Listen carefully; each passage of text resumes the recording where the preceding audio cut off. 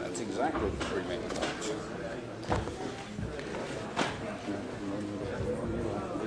That's fine. And let them do it.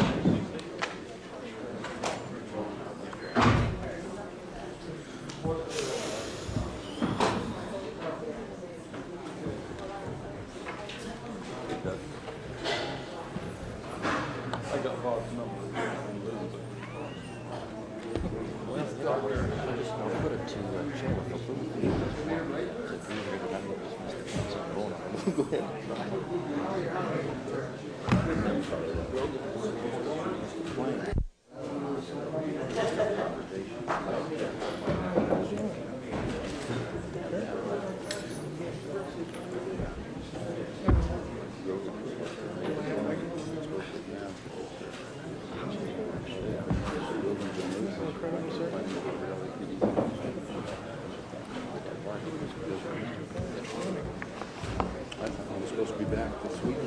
Now he's delayed by 3 days. They told me. I've got the number.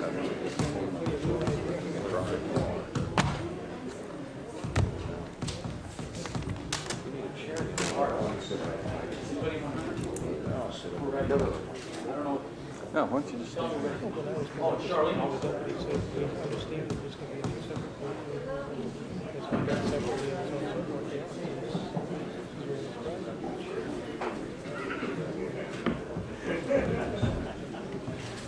Morning, Ken. Morning. Morning. How you doing? Talked to your mom last week for a while. She sounds like she's doing better health-wise than she was. Keeping busy. So that's there for her. She volunteers.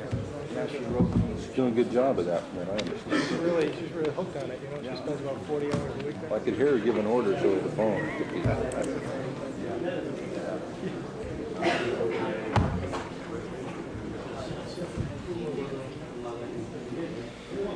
Yeah, that's good for her. Plus, you know, all that she's taken on the media and everything, she had already low self-esteem here for the longest time, and now she's back and feeling better about herself and everything.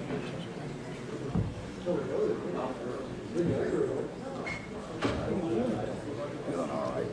I was last month. Shit, I couldn't. I did not have to. Did you have your flu shot this year? No, I couldn't take it, but I don't. How would they have it? Yeah.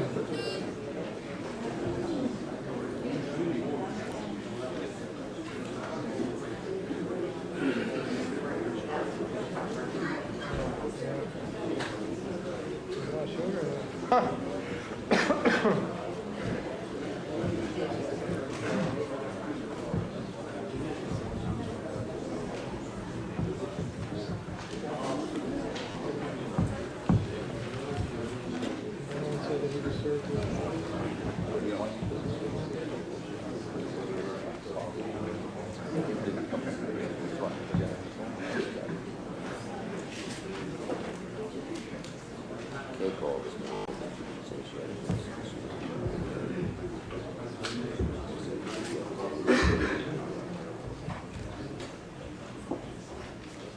Hello, Charlotte.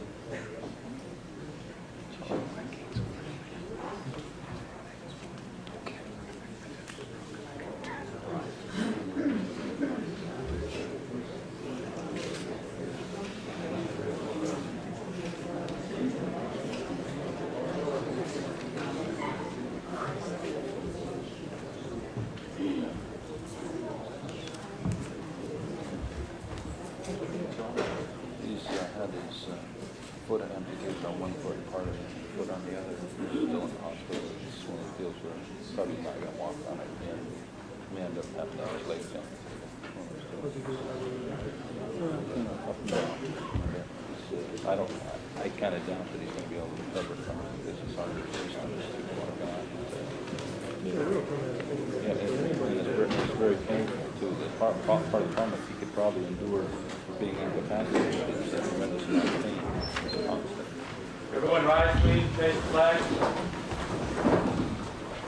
In the presence of the flag of the United States, emblem of the Constitution, and of freedom and justice for all, Department 123 of the Superior Court of the State of California for the County of Los Angeles is now in session. The Honorable Ronald M. George, Judge presiding. Please be seated and come to order.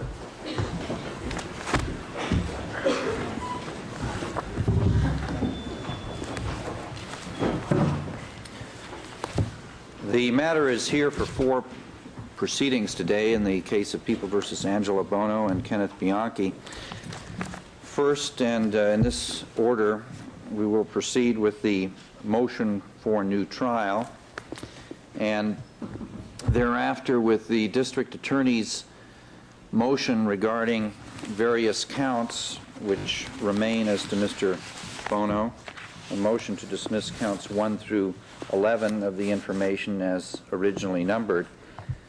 Thereafter, with the district attorney's motion to vacate the order of this court preventing the removal of Kenneth Bianchi from Los Angeles County Jail to the state of Washington.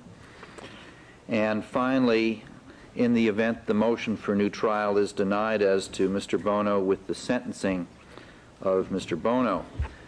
The record will reflect the following appearances. Mr. Bono is present with both of his attorneys, Mr. Chaliff and Mrs. Mader, and Mr. Bianchi is present with his attorney, Mr. Wilbur Littlefield, public defender.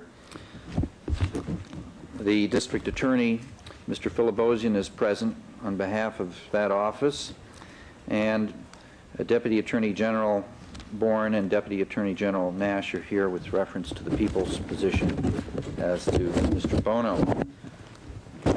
We'll proceed first with the motion for new trial. The court has received this morning an amended notice of motion for new trial, which in some technical respects replaces certain of the affidavits which were attached to the original motion for new trial. The court has read and considered the notice motion amendment filed this morning, as well as the original motion for new trial pursuant to Penal Code Section 1181, subdivisions 2 and 3, along with the opposition filed by the Attorney General's office. That opposition having been filed today, but I understand having been served upon defense counsel, was it last Saturday? On Saturday, Your Honor. All right. And, of course, I am, with reference to that motion for new trial, taking judicial notice of all of the prior proceedings in this matter. We'll proceed to have you, Mr. Chaliff or Mrs. Mader, supplement the written material which you have filed on your motion for new trial. And I would note that we have basically one issue or a category of issues that is raised by way of the motion for new trial, and that is questions relating to the manner in which the jurors arrived at their verdicts and conducted their deliberations. Now, this motion, of course, goes to the counts in which Mr. Bono was convicted, which involve counts 13 through 21 of the information as originally numbered. You may proceed, Mrs. Mader. Thank you. As the court is aware, we have alleged that there was jury misconduct in this case based on a number of fairly specific examples in which we feel caused a situation to occur in which Mr. Bono was denied his right to have the verdict decided upon by 12 totally unbiased and impartial jurors, and as a result was denied his right to a fair trial. What I would like to do is just focus on two of the main categories of juror misconduct that we addressed in our affidavits and our motion, and submit the rest. Also, I would pretty much be responding to what was written in the motion that was prepared by the Attorney General's office and served on us on Saturday. The first issue is one in which one of the jurors, during the pendency of the trial, had a conversation with another friend of hers outside the trial, who reported to her that she knew somebody, the friend knew somebody, who was possibly abducted or attempted to be abducted by an individual, and then when Mr. Bono was arrested, she thought that the individual might have been Angela Bono. This information was possessed by the first juror and transmitted to a second juror during the pendency of the trial. The second juror, who had this information, then transmitted the information to two different alternate jurors who signed affidavits. Actually, everybody involved in this has written affidavits, and there seems to be no question, in fact, that the incident did occur, and that a conversation did take place where the first juror was told of something regarding somebody abducting or attempting to abduct a friend looking like Angela Bono.